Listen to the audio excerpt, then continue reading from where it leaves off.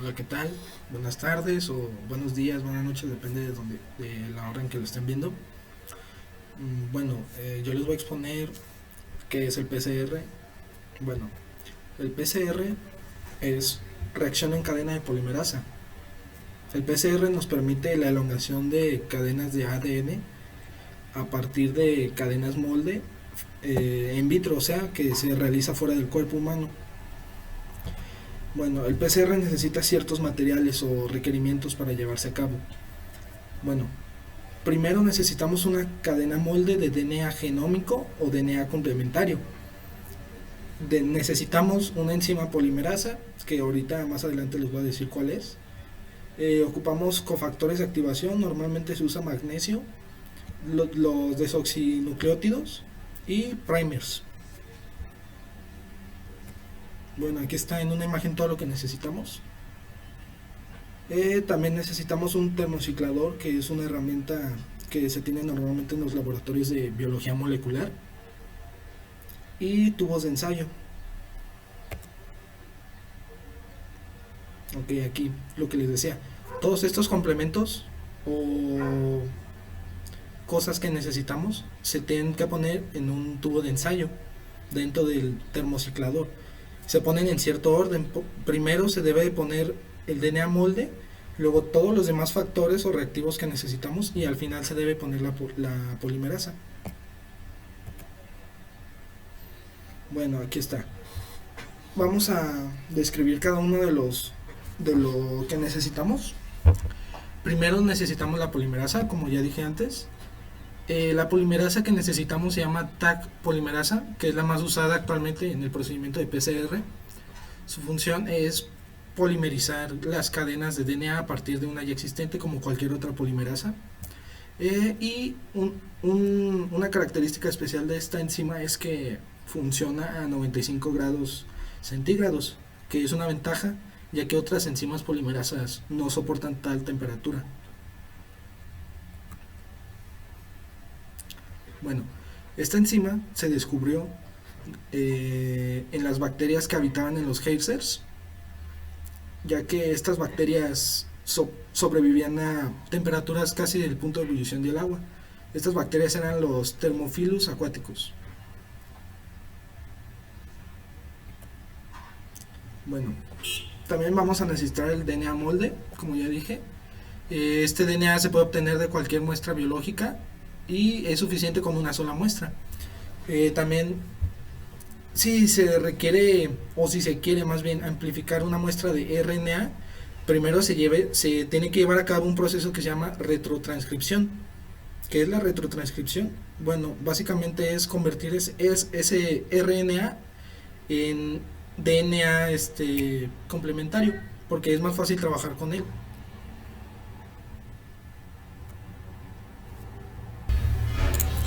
Bueno, las modalidades actuales de PCR permiten realizar la amplificación de 300 nanogramos de DNA genómico, o en el caso de DNA complementario de 25 a 100 nanogramos. Bueno, también necesitamos desoxinucleótidos, como ya dije anteriormente. Para que la polimerasa realice su función adecuadamente necesita la presencia de estas moléculas, que son, como ya vimos, es adenosin trifosfato, citosina trifosfato, guanina trifosfato y timina trifosfato. Estos desoxinucleótidos, cuando no están en la estructura de la doble hélice del DNA, se encuentran en forma trifosfatada. De esta forma, ellos tienen, por así decir, la energía requerida para formar los enlaces fosfodiéster.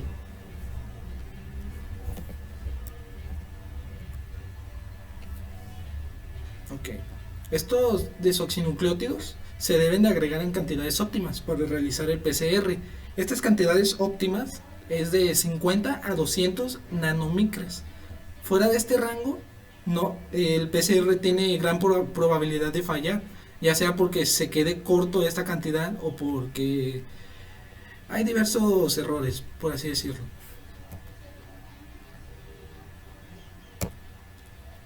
Bueno, también necesitamos amortiguadores, como ya vimos y ya los conocen. Estos amortiguadores mantienen las concentraciones óptimas de pH más que nada. El pH que necesita la polimerasa para actuar de manera correcta es de 8.4. Se pueden usar diversos amortiguadores, por ejemplo el bicarbonato.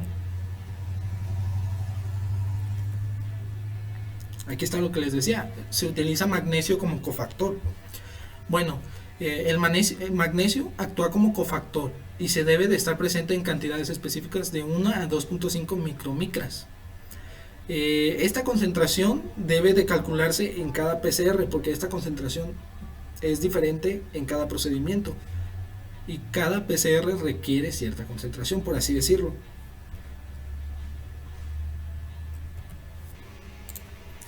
Bien, como ya les había dicho, vamos a necesitar primers, que son oligonucleótidos que se sintetizan y van a reconocer por complementariedad de bases las secuencias blanco en el DNA molde.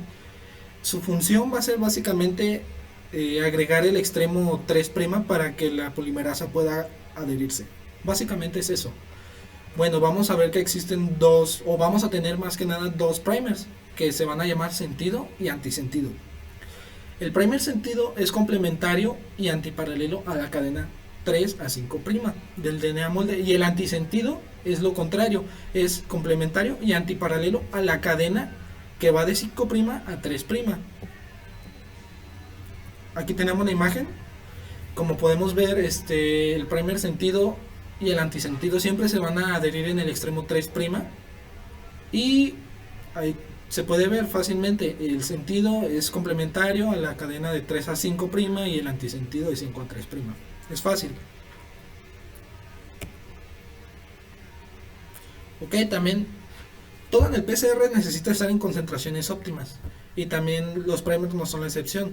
Los primers se deben de encontrar en concentraciones óptimas, cerca de 0.3 a 1 micromicras por reacción, porque el PCR tiene varios ciclos de reacciones y se tienen que estar poniendo en cada reacción. Otra cosa es que los primers deben ser ricos en guaninas y citosinas, en un 40 a 60% en total, y también deben de tener una longitud de 18 a 30 nucleótidos.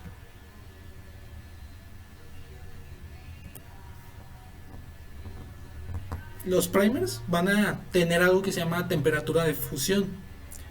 Esta temperatura de fusión está determinada básicamente por ciertos factores que van a ser la longitud de los primers, básicamente, o algunos autores manejan concentraciones de sodio. Esta temperatura óptima o temperatura de fusión se encuentra entre 55 y 65 grados Celsius. Y esta temperatura de fusión se debe procurar que sea similar entre ambos primers. Y no debe de ser 5 grados mayor o menor a la estructura que se va a amplificar, o sea, al DNA molde.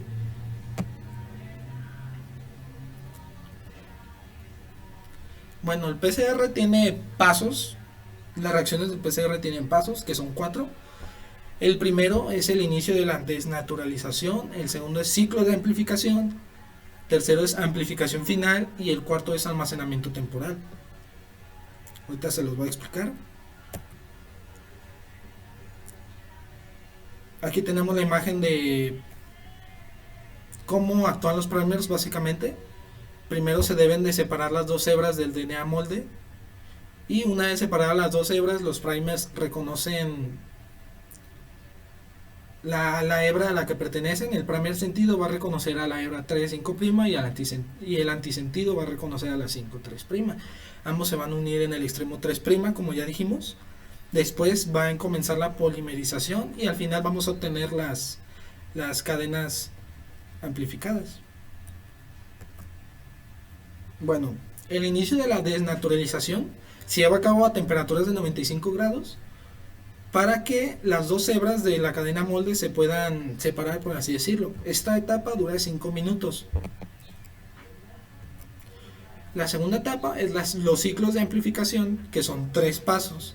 El primer paso, igualmente que el anterior, es a 95 grados y se mantiene durante 30 segundos. Igual es para la separación de las hebras y el acceso de los primers a ambas hebras, pero los primers no se adhieren a las hebras aquí todavía. El segundo paso se lleva a cabo de 55 a 60 grados y es la alineación por 30 o 40 segundos. Aquí los primers buscan su secuencia complementaria y forman puentes de hidrógeno. Aquí ya se unen, como les había dicho.